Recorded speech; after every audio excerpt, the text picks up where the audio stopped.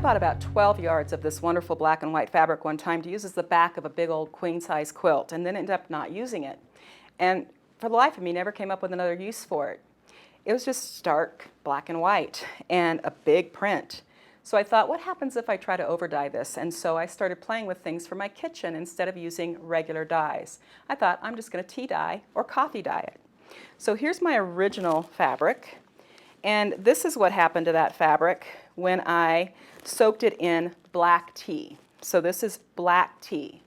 You must rinse and wash, but you want to rinse and dry first.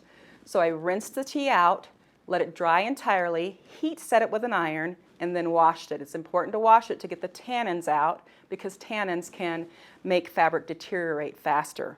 But look at the difference, how much more rich the fabric is when it's got that wonderful taupey color rather than the stark whiteness. So that's black tea. This was my favorite one. This is passion tea. Isn't that a beautiful color? And so this is just a tea bag called Passion. It clearly has some flowers in it, that sort of thing. And it gave us this beautiful lavender color. And I just love it. And I dyed it in a cup, and so I have this nice mottling. Then I moved to coffee, and I was really surprised with the coffee because it didn't do what I thought it would do. Because every time I've ever dropped coffee on my white t-shirt, you know, like you do, it stained horribly. But when I tried to stain this with a coffee, it wasn't all that effective. So this was coffee.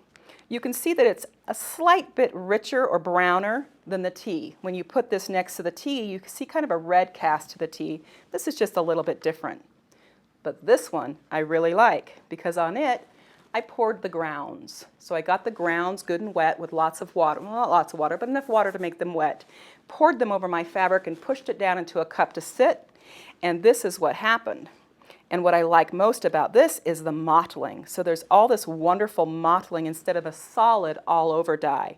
And so I decided that I'm going to do a really big piece with the grounds from coffee. So I've been saving coffee for a couple of weeks now so that I can dye this big piece of fabric because it's so much more fun than the plain black and white, better than the tea, better than the coffee itself.